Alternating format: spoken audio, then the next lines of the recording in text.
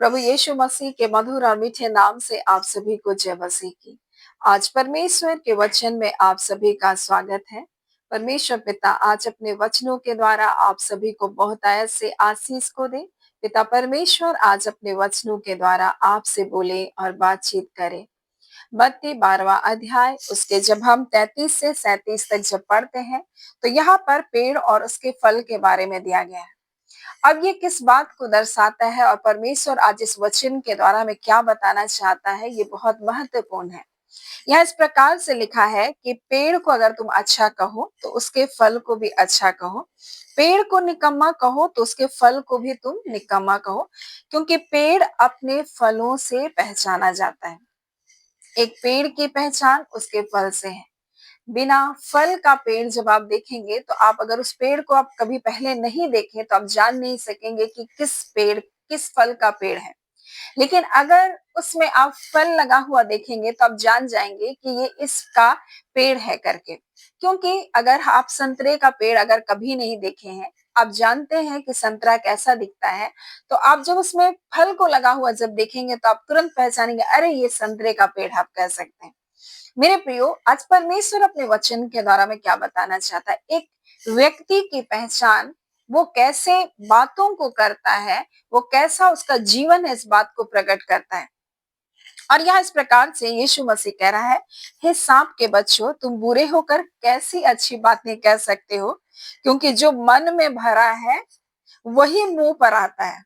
यानी यीशु मसीह बता रहे हैं कि जो सांप के बच्चे हैं, जो शैतान के बच्चे हैं, उसके मुंह से कभी भी अच्छी बातें आपको नहीं सुनाई देगी, क्योंकि जो मन में भरा है वही तो मुंह से निकलता है। और यहाँ पर इसलिए यीशु मसीह कह रहा है कि पेड़ की पहचान, बोलता है पेड़ अपने फलों से पहचाना जाता है। एक व्यक्ति गंदी गंदी गालियों को देने वाला है, लोगों को श्राप देने वाला है, और वो कहेगा मैं परमेश्वर की संतान हूँ, तो क्या आप मानेंगे? बिल्कुल नहीं मानेंगे, क्योंकि आप जानते हैं अगर वो परमेश्वर की संतान होते तो फिर वो इस प्रकार से लोगों को श्रापित करने वाला जीवन नहीं होता, लोगों को बुरा कहने वाला जीवन नहीं होता। इसलिए यीशु मसीह कह रहा है, हे सांप के बच्चों, तुम बुरे होकर कैसे अच्छी बातें कह सकते हो, क्योंकि जो मन में भरा है वही मुंह से क्या है निकलता है, वही मुंह पर आता है। भला मनुष्य मन के भले भंडार से भली बातें निकालता है और बुरा मनुष्य बुरे भंडार से बुरी बातें निकालता है।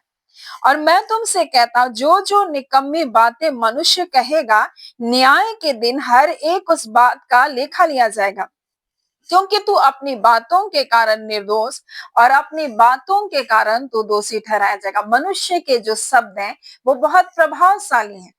मनुष्य कैसे बोलता है ये उसकी पहचान के बारे में बताता है कि उसका पिता कौन है। और इसलिए यीशु मसीह कह रहा है, तुम सांप के बच्चे हो, इसलिए जो तुम्हारे मन में है वही तो तुम्हारे मुंह से निकल रहा है। मेरे प्रियो, इसलिए यीशु मसीह ने बता रहा है कि पेड़ को अगर तुम अच्छा कह रहे हो तो उसके फल को भी अच्छा कहो। यानी तुम कह रहे हो उसका पेड़ बहुत अच्छा है तो उसका फल भी वैसे ही होगा, नहीं तो अगर फल बुरा है तो पेड़ कैसा अच्छा हो सकता है। मेरे प्रियो, आज परमेश्वर अपने वचन के द्वारा में क्या कहना है, कुछ लोग बोले ये फल बहुत अच्छा है, इसका जीवन बहुत अच्छा है, लेकिन अब उसके व्यवहार में वो चीज दिखाई नहीं दे रही, उसके शब्दों में वो चीज दिखाई नहीं दे रही। आप बोल रहे अच्छा है। मेरे प्रियो, जो अच्छा है तो अच्छी बातों को कहेगा, वो लोगों के बारे में बुरा नहीं कहेगा, लोगों के नुकसान के बारे में नहीं कहेगा, वो किसी का न्याय बिगाड़ने के बारे में नहीं कहेगा, वो किसी को श्राप नहीं देगा, वो ईर्ष्या और डाह की बातें नहीं कहेगा। मेरे प्रिय, और इसलिए यीशु मसीह यहाँ बता रहा है, जो कुछ मनुष्य के मन में है वही तो वो मुंह से निकालता है। मेरे प्रियो, कोई कितना भी अपने आप को छुपाने का कोशिश करे, कितना भी अपने आप को दबाने का कोशिश करे लोगों के सामने, लेकिन उसके शब्द उसका भेद को क्या करते हैं, खोल देते हैं। इस बात को बता देता है कि वो व्यक्ति कैसा है, उसका जीवन कैसा है। बहुत समय आप बात करते करते उसके अंदर की सब बातों को लोग क्या करते हैं, जो बुद्धिमान है वो अंदर की बातों को भी निकाल लेते हैं। और इसलिए मेरे प्रियो, आज परमेश्वर अपने वचन के द्वारा हमें बताना चाहता है एक पहचान के रूप में, क्योंकि परमेश्वर का वचन कहता है कि झाड़ियों में अंजीर नहीं फलते।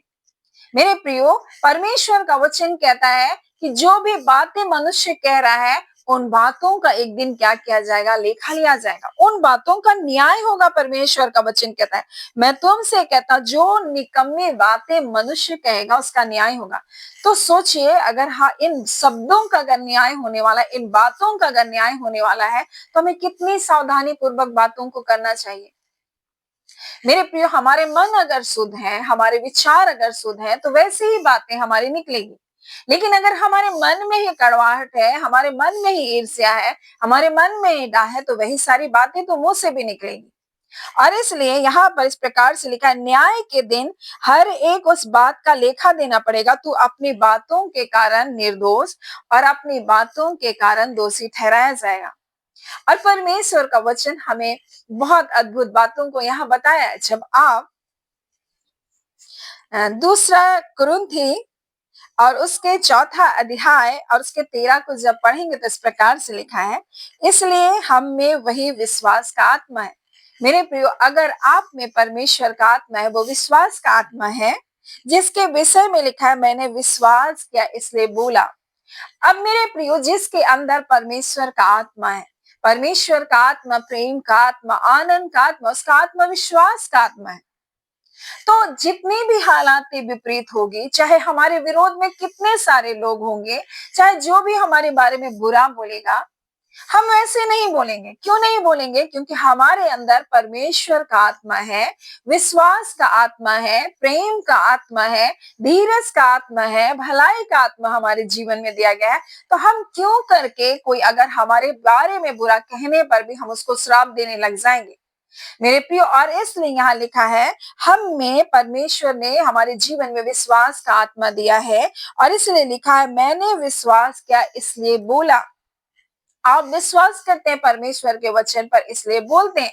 और जब योएल 3 उसका 10 में लिखा है कि जो बलहीन है वो कहे कि मैं वीर हूं, यानी जो अपने आप में कमजोर लग रहा है वो कमजोर है, वो जान रहे हैं। और हम मनुष्य, हर एक मनुष्य दुर्बल है, हम अपनी दुर्बलताओं में जीते हैं। और इसलिए परमेश्वर का वचन कहता है, तुम्हारी दुर्बलताओं में ही मैं अपनी सामर्थ को सिद्ध करता हूं। और इसलिए हम क्या कहते हैं? हम सामर्थी हम कहते हैं, हम नहीं कहते हम कमजोर हैं।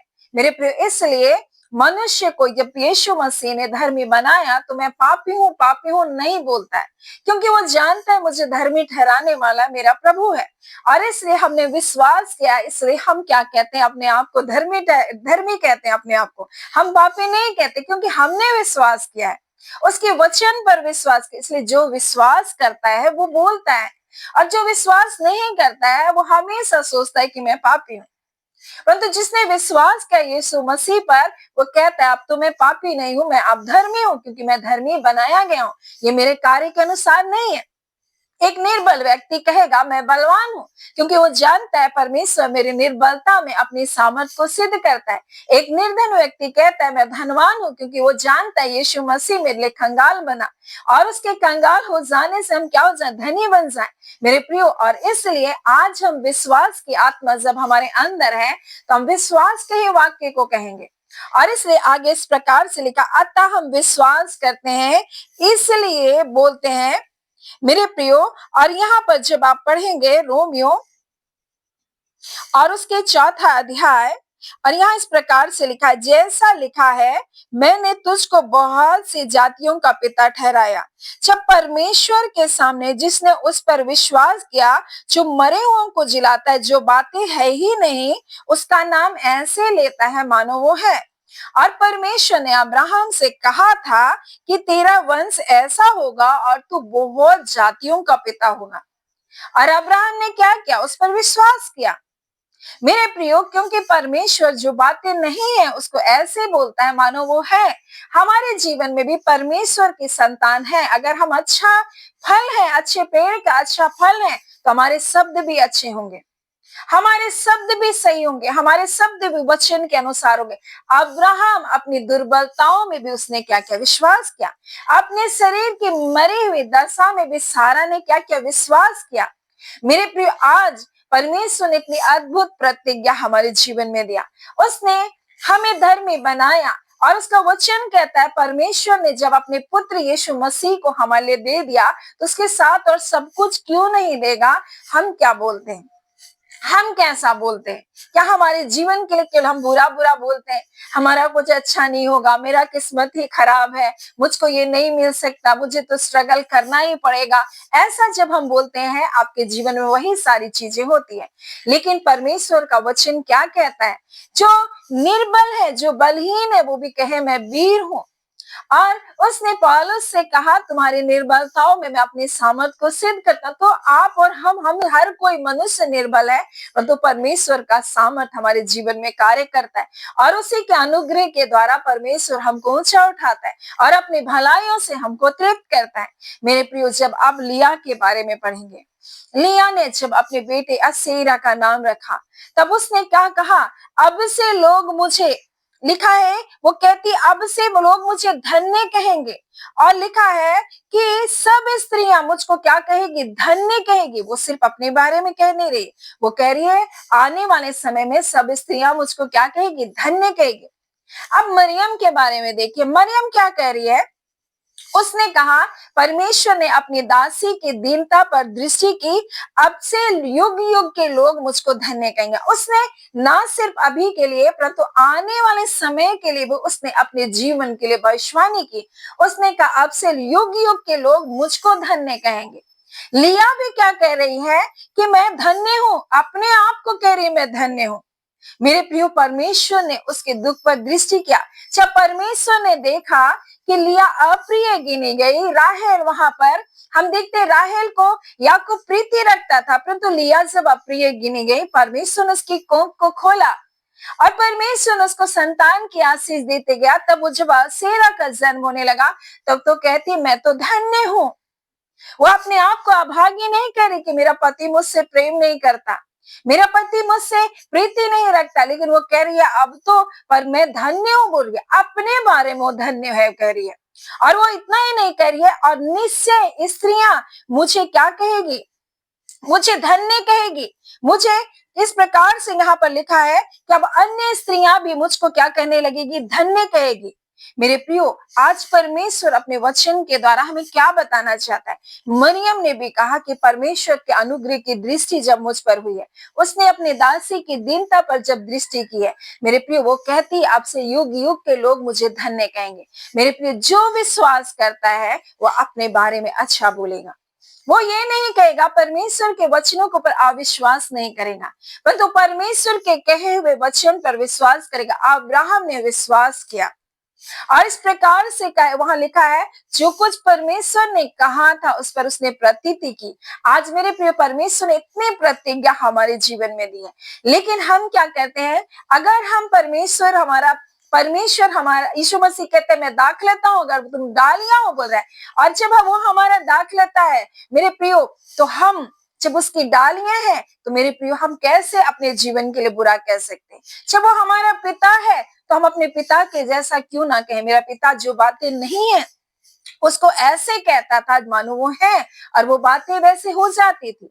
आज हमारे जीवन में क्या दिखाई दे रहा है ये नहीं, परंतु हम अनदेखी बातों के ऊपर विश्वास करने वाले लोग हैं, हम देखी बातों पर नहीं। और यही तो विश्वास है, अनदेखी वस्तुओं का प्रमाण है मेरे प्रिय विश्वास। और जो बातें आपने नहीं देखी है उन बातों के ऊपर आप विश्वास कीजिए, परमेश्वर ऐसा आपके जीवन के लिए करने जा रहा है।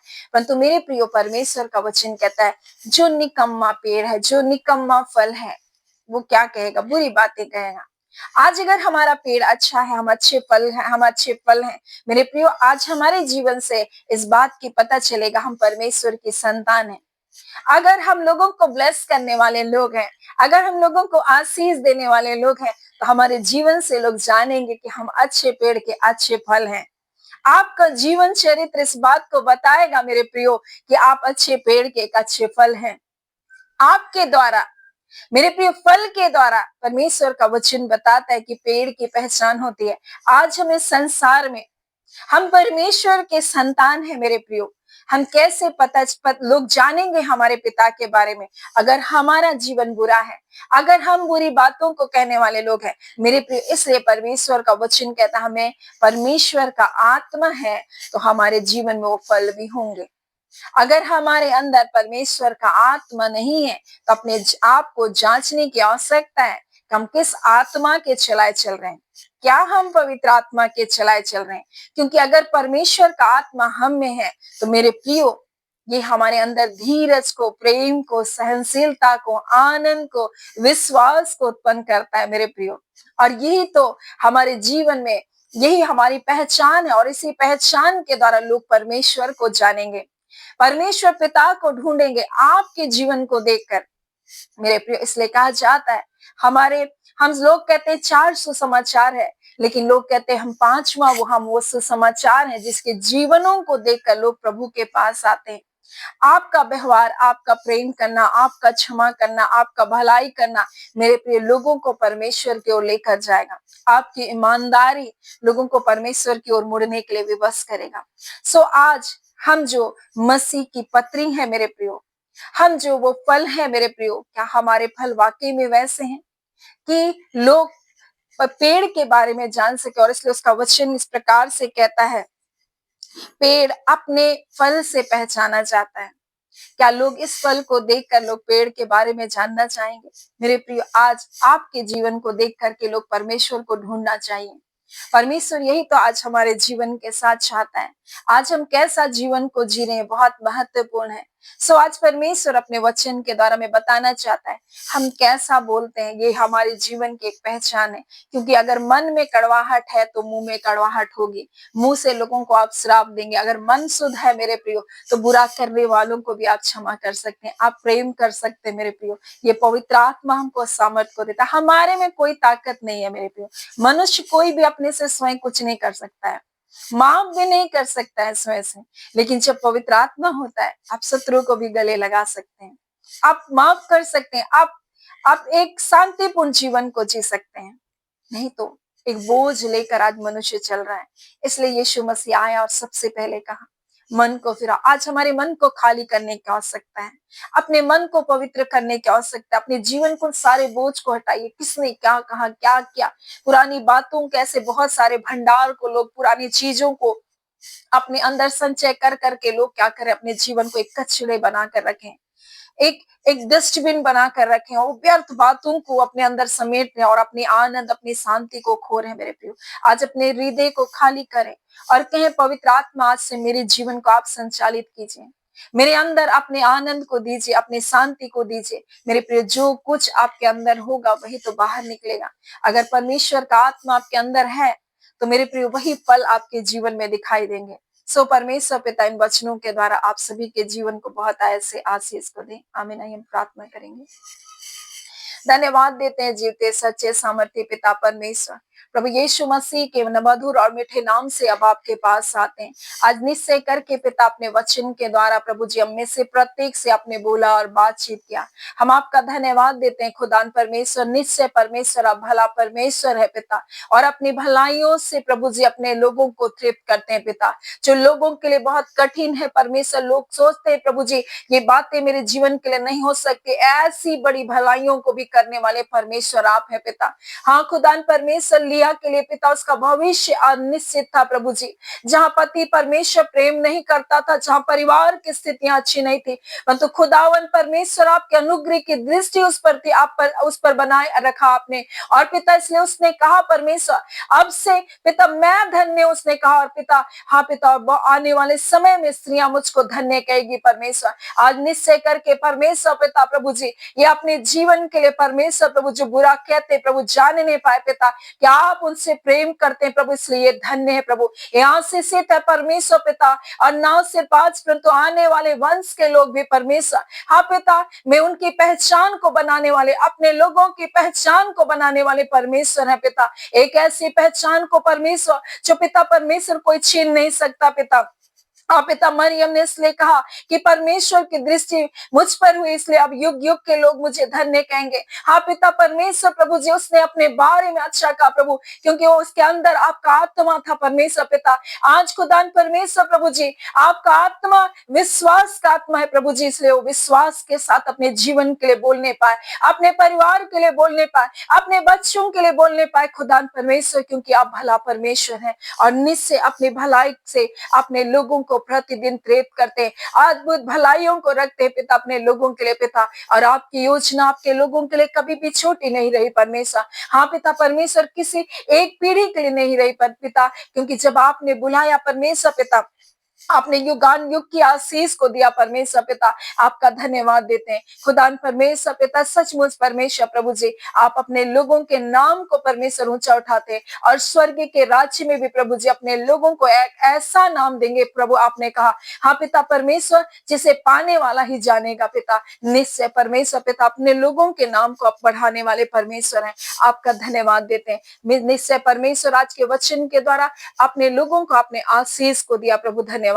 पिता परमेश्वर। जितने रोग दुख बीमारी में यीशु के नाम से चंगाई को पाने पाए, जितने दुर्बलताओं में सारे दुर्बलताओं के बंधन टूटे। हाँ पिता परमेश्वर, एक एक कार्य में आशीषित है, ये ब्लेसेड है परमेश्वर पिता प्रभु जी। आपका अनुग्रह, आपकी दया, आपकी भलाई, आपकी सुरक्षा एक एक विवर्ष के ऊपर बनी है पिता परमेश्वर, क्योंकि आपके वचन में लिखा है परमेश्वर पिता, तेरे डेरे के निकट कोई दुख ना आएगा परमेश्वर पिता। जहां कहीं तू जाएगा, आपके दूत परमेश्वर की रखवाली करेंगे पिता। आपके वचन में कहा परमेश्वर, इसलिए कि उसने मेरे नाम को जान लिया, इसलिए मैं उसे ऊंचे स्थान पर नियुक्त करूंगा प्रभु जी। और निश्चय परमेश्वर, आपके नाम को जानने के कारण पिता, आप अपने बच्चों के स्थान को ऊंचा कर रहे पिता, आपका धन्यवाद। मेरे खुदान परमेश्वर पिता, आप अपने लोगों को दीर्घायु की आशीष को दिए हैं पिता। हाँ खुदान परमेश्वर प्रभु जी, और आपका वचन कहता है प्रभु जी, तेरे निकट 1000 और तेरे दाहिनी ओर 10,000 गिरेंगे, परंतु तेरे पास ना आएगा। इसी प्रकार से प्रभु जी, आप शत्रु के सारी योजनाओं को आप नष्ट कर रहे हैं प्रभु,